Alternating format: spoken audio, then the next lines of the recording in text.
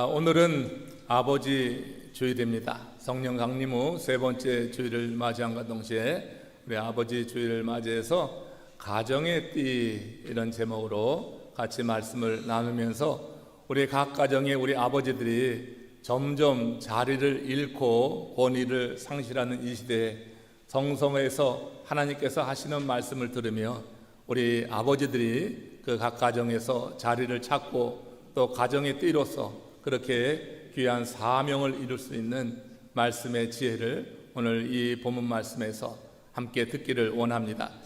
요즘 이런 말씀이 있습니다. 오리 가족 현상이라고 이런 말이 있는데 그게 무슨 말이냐면은 어미 오리들이 새끼 오리들만 데리고 다니죠. 어미 오리들이 새끼 오리를 데리고 다닐 때 거기 아빠는 없어요.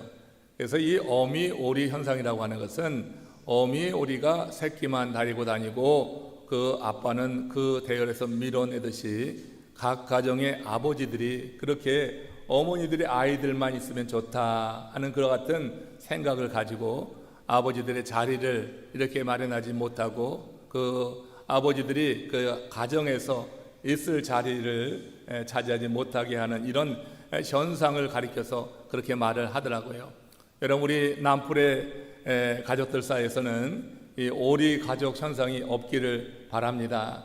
어머니들이 아이들만 좋다고 하는 거 굉장히 어리석은 삶입니다.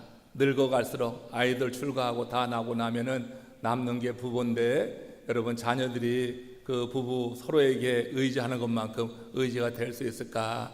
그렇지 않다고 하는 이야기를 많이 하잖아요.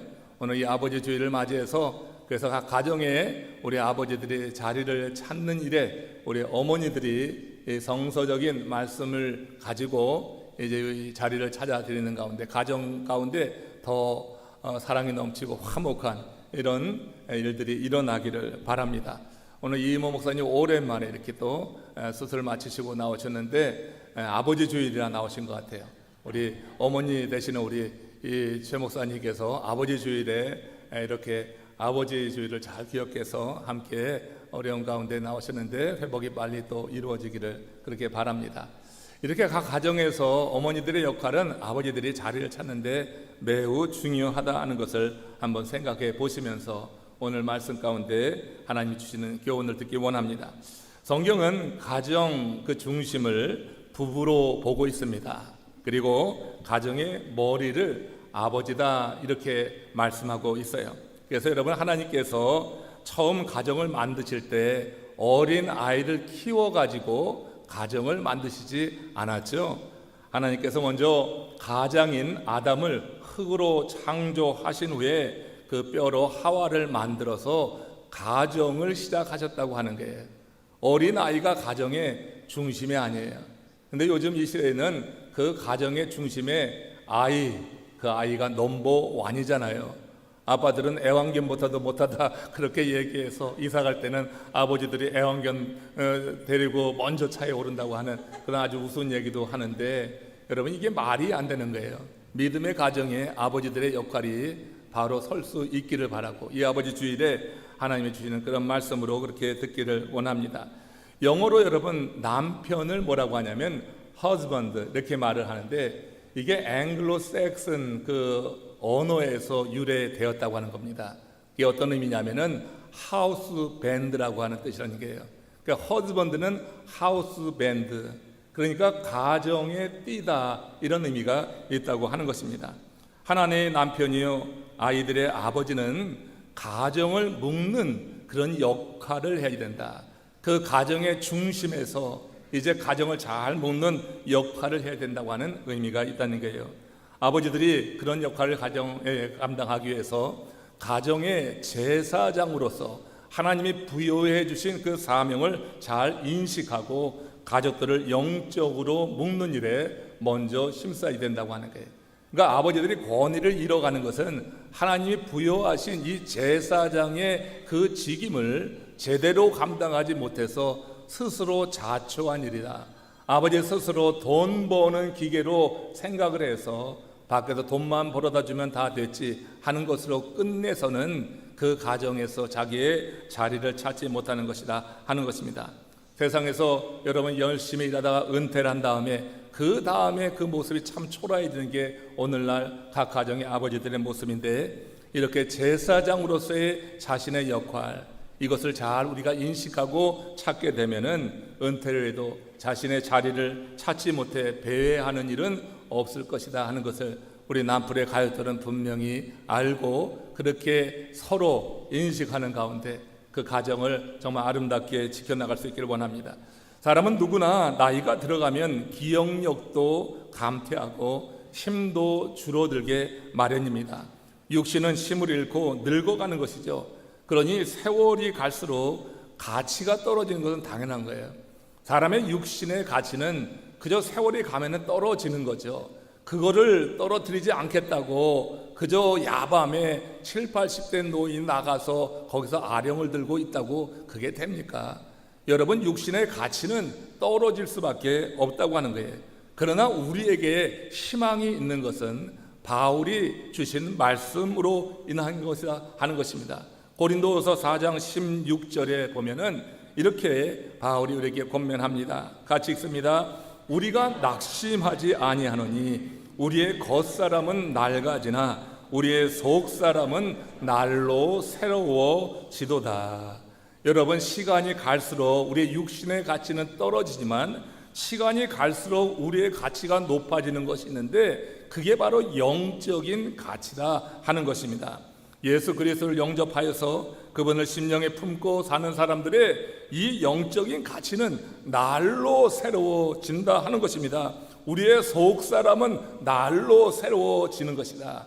여러분들이 어머니고 아버지고 또 자녀고 온 가족들, 더 나아가 우리 남편의 가족들, 하나님의 백성들이 이 말씀을 정말 마음에 품어서 육신이 늙어감으로 인하여서 스스로 자괴감에 빠져지고 스스로 열등감에 빠지고 자기의 가치가 떨어진다고 해서 우울증에 빠질 필요가 없는 거죠. 하나님의 사람들은 속사람이 날로 새로워진다고 하는 이 말씀을 마음에 품으며 나의 영적인 가치는 날로 오늘도 어제보다 더 나아졌다고 하는 그와 같은 그런 믿음을 가지고 여러분 스스로를 인식하시고 하나님 앞에 서서 있기를 원합니다. 김준수의 시 가운데 이와 관련해서 그런 게 좀 있어요.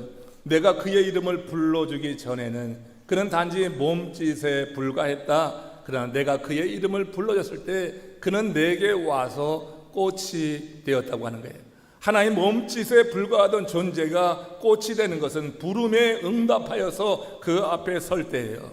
부름에 응답하여 그 앞에 설 때 몸짓에 불과한 한 존재는 꽃이 될 수 있다. 세상의 사람들도 그렇게 인식을 해요. 이처럼 여러분, 하나의 몸짓에 불과하고 티끌에 불과했던 인생이 이제는 꽃이 되고 의미가 되는 것은 주님과의 만남을 통하여서 그렇게 되는 것이다 하는 것을 마음에 새길 수 있기를 원합니다.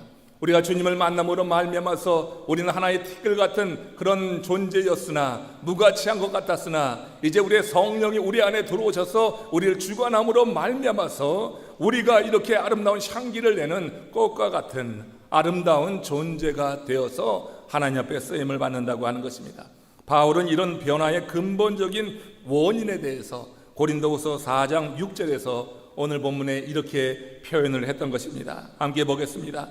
어두운 데에 빛이 비추라 말씀하셨던 그 하나님께서 예수 그리스도의 얼굴에 있는 하나님의 영광을 아는 빛을 우리 마음에 비추셨느니라. 여러분, 앞부분에 뭐라고 되어 있어요? 어두운 데에 빛이 있으라. 빛이 비추라 말씀하시던 이는 하나님이십니다. 이건 창조시의 하나님의 모습을 우리에게 말씀하는 거죠. 어두운 데 빛이 있으라 말씀하셨어요. 하나님께서 이 세상을 창조하실 때 땅은 혼돈하고 공허하며 흑암은 깊음 위에 있고 하나님의 영은 수면 위에 운행하시니라 그랬습니다. 그러니까 하나님이 창조하실 때 그 모습을 연상해 보세요. 아주 무질서하고 공허하고 혼돈하고 그랬습니다. 이런 세계를 향하여서 하나님께서 이르시되 빛이 있으라 하시니 빛이 있었다. 그리고 그 빛이 하나님 보시기에 좋았더라고 했어요. 하나님이 어두운 가운데 빛을 비추라 말씀하셨던 것, 혼돈과 무질서와 그렇게 질서가 잡혀지지 않은 것 가운데 하나님의 말씀이 임하게 될 때 질서가 잡히고 어둠이 사라지고 혼돈이 사라지는 이런 역사를 보게 되는 것입니다.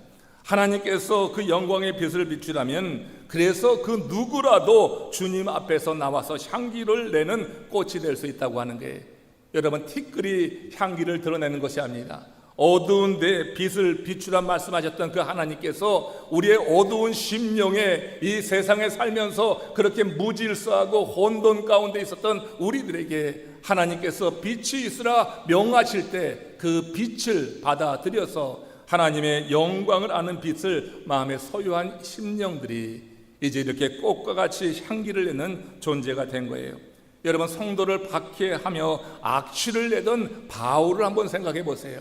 그들을 이제 믿음의 사람들을 잡아서 가두겠다고 다메섹으로 가다가 어떤 일이 벌어졌습니까? 그 다메섹에서 어두운 가운데 빛을 비치는 하나님을 만난 거예요. 그 하나님께서 빛을 비췄을 때 모든 사람들이 그 빛 앞에 다 엎어졌습니다.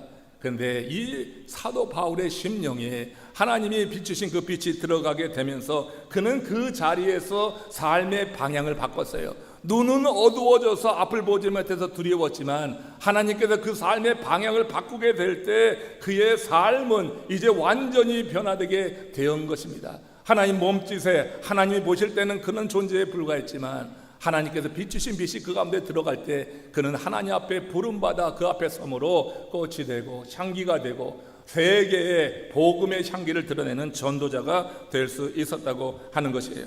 이와 관련해서 고린도 후서 4장 5절 말씀 보십시오. 그의 삶에 이런 변화가 나타난 것입니다. 함께 읽습니다. 우리는 우리를 전파하는 것이 아니라 오직 그리스도 예수의 주 되신 것과 또 예수를 위하여 우리가 너희의 종된 것을 전파함이라. 여러분, 사도 바울의 삶의 목적은 원래 이런 것이 아니었어요. 그는 출세하는 거고 성공하는 거고 높은 자리에 올라가서 탑을 찍는 것이 그의 삶의 목적이었어요. 그래서 그는 자기를 피하라는 것을 삶의 목적으로 삼고 살았었는데 그렇게 티끌같이 하나님 몸짓같이 그렇게 여러분 살아가던 존재가 예수 그리스도를 알게 되는 것입니다. 하나님이 비추신 그 빛이 그 심령에 들어가면서 그가 이 몸짓이 변화해서 꽃이 되고 티끌이 변화해서 하나님의 말씀을 증거하는 전도자가 되었어요. 예수를 알리는 자로 변화되었다고 하는 것입니다.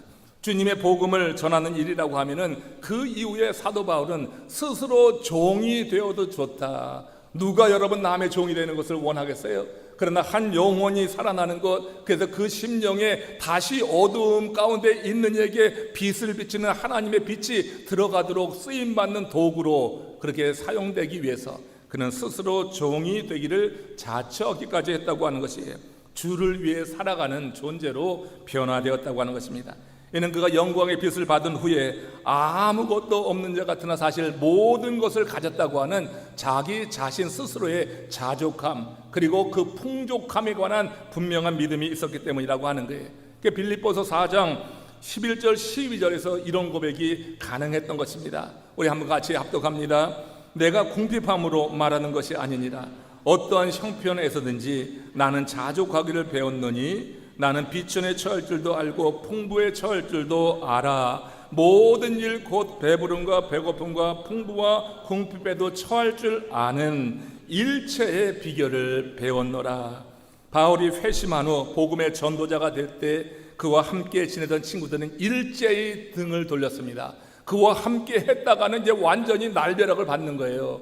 사내들이 이 바리새인 파에 속해 있었던 이 사도 바울이 지금 그리스도 파에 들어가 있단 말이에요. 그러니까 여러분, 그와 함께 같이 어울렸다가는 다른 동무들, 그동안 함께 관계를 맺어왔던 그들도 이제 화를 당할 상황이에요. 그러니까 여러분, 회심한 이후에 복음 전도자가 되자 그와 가까이 있었던 친구들, 가까이 있었던 혈육들, 그와 가까이 하던 모든 이들이 일제히 등을 돌리게 되는 거예요.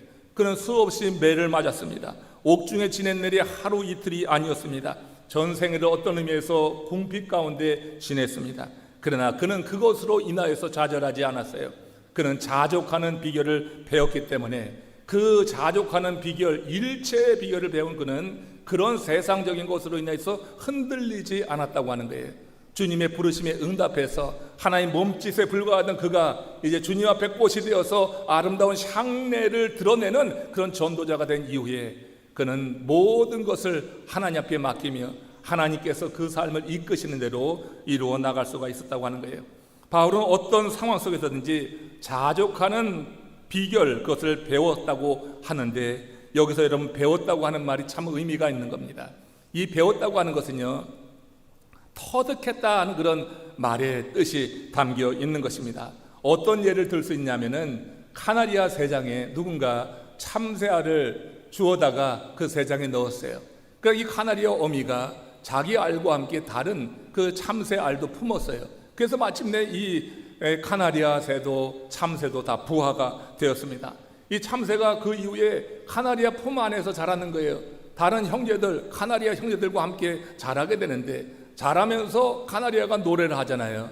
근데 형제들이 부르는 그 노래를 이 참새가 따라하는 거예요. 여러분, 참새 노래소리 얼마나 듣기 싫어요. 근데 카나리아 소리는 여러분 은쟁반에 굿을 굴러가는 것 같단 말이에요.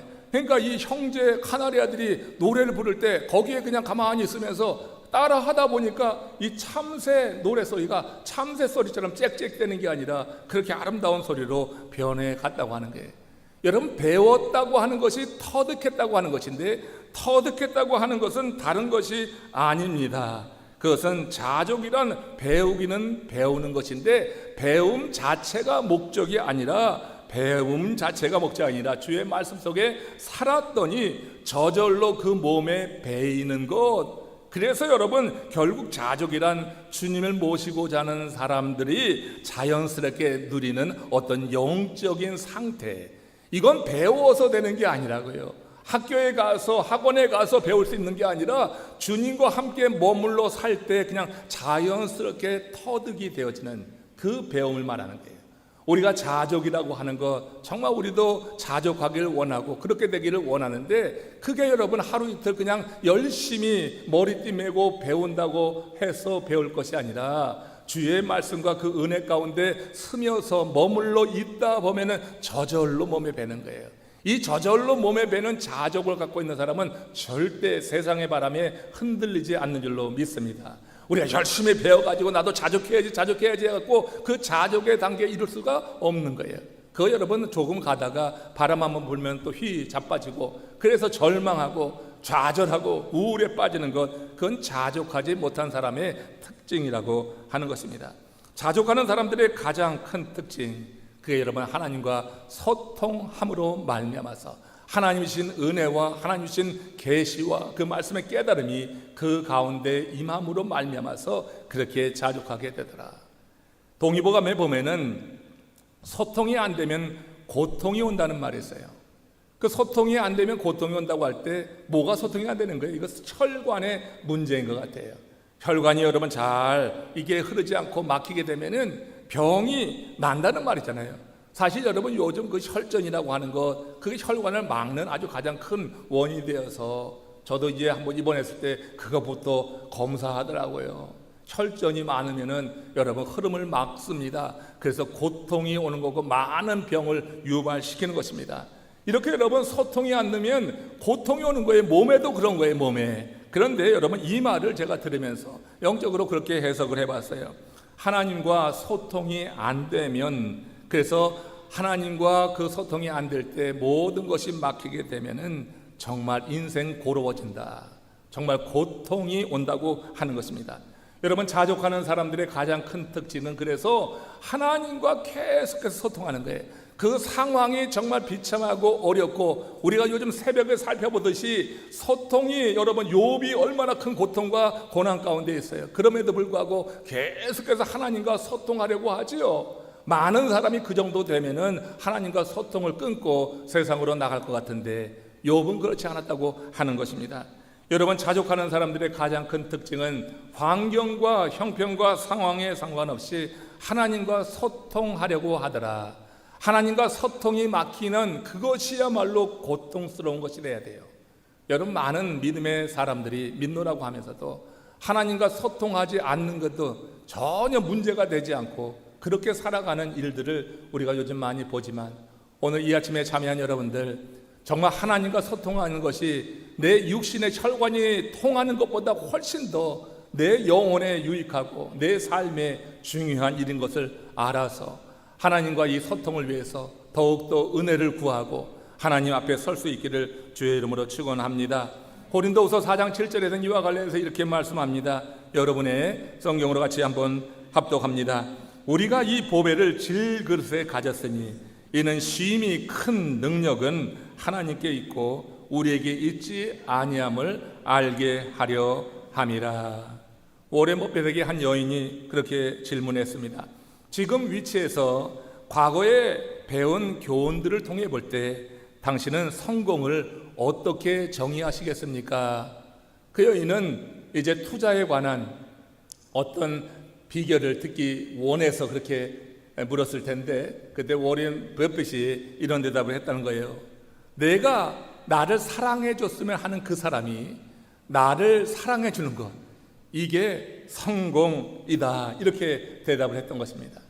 여러분, 세상에 가장 큰 부를 갖고 있는 그 사람이 행복을 정의할 때 어떤 물질적인 큰 성공을 이루는 방법이 아니라 관계를 이야기했다고 하는 거예요. 좋은 관계. 물질은 어느 정도 지나고 나면은 그 다음에는 그 물질이라고 하는 것이 그렇게 주는 기쁨이 큰 것이 아니죠. 우리가 정말 여러분 이 성공하길 원하고 이 성공이라고 하는 단어를 우리의 용어로 바꿔서 정말 행복하길 원한다고 하면은, 우리가 주님 안에서 정말 자족하기 원한다고 하면은 하나님과 좋은 관계로 들어가는 것을 무엇보다 먼저 생각해야 될 줄로 믿습니다. 성공은 물질의 크기가 아니라, 내가 이룬 세상의 어떤 산의 높이가 아니라 하나님과의 좋은 관계, 그리고 믿음의 형제들 사이의 좋은 관계, 이것이 정말 성공의 척도라는 것을 우리 한번 생각해 봐야 될 거예요. 아무개 집은 잘 살아, 아이들이 그렇게 말합니다. 굉장히 잘 살아, 이렇게 말할 때 그들이 잘 산다고 하는 것, 이것은 부자와 동의어로 사용해서 잘 산다고 하죠. 그러나 정말 잘 사는 집은 어떤 집입니까?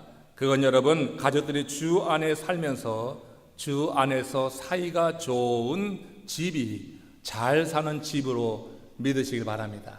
믿는 우리들이 여러분 세상 사람들처럼 잘 사는 집을 꿈꾸는데 그저 비즈니스가 잘 돼가지고 물질을 그냥 이렇게 많이 벌어가지고 그 물질을 가지고 원 없이 쓰는 것을 가지고 잘 사는 집이다, 이렇게 생각하는 경우가 있는데, 정말 우리 가정의 아버지들이 돈 버는 기계로가 아니라 가정의 제사장으로서 정말 가족들의 띠가 되길 원하며, 여러분들이 은퇴한 이후에도 자리를 잃지 않고 자리를 지키며 가정의 중심으로 함께 아름다운 가정을 만들어 가기를 원한다고 하면은 잘 산다고 하는 이 개념부터 바로 정할 수 있기를 바랍니다. 주님 안에서 내가 먼저 살고 가족들이 주 안에서 사이좋게 살아가도록 그렇게 헌신하고 힘쓰는 것, 이것이 여러분 가장의 역할이 아니냐. 우리 아버지들이 가정에서 가족들을 묶는 역할을 하려고 하면, 그래서 내가 먼저 하나님을 정말 사랑할 줄 알아야지 되는 것입니다. 예수 그리스도 안에서 누릴 수 있는 하나님의 사랑이 얼마나 큰지 그 사랑을 내가 지금 경험하고 있어야지 제사장으로서의 역할을 잘 감당하면서 하우스 밴드, 가정의 띠로서 자기의 역할을 하게 될 것이라고 분명히 믿습니다. 흔히 아버지들은 가족들에게 물질을 부족하지 않게 공급해 주는 것으로 책임을 다했다고 하지만, 그러나 아버지 스스로 가족에게 물질만 공급해 주는 것으로 책임을 다한 것으로 여긴다면은 가족들은 아버지를 뭐로 보겠어요? 그냥 기계로 보는 것입니다. 돈 버는 기계로. 아이들이 흔히 아버지들을 그렇게 생각하는 경향이 있다고 그렇게 여러분 조사에서도 밝히지 않습니까? 여기에 문제가 아주 크다 하는 것입니다. 한 실직한 중년 남자가 아내와 다투었습니다. 은퇴하고 아내와 크게 다투었어요. 그러다가 아내를 그만 죽이고 말았습니다. 그 이후에 자수한 사건이 실제로 있었어요. 남편은 실직한 이후에 별다른 수입이 없이 지내던 중에 이 아내와 경제 문제로 인해서 크게 말다툼을 하게 되었던 것입니다. 그때 아내가 남편을 향하여서 면박을 주는 것입니다. 아주 그 면박을 주는데 그 한마디에 그만 남편이 충동적으로 그런 큰 사고를 저지르고 말았어요.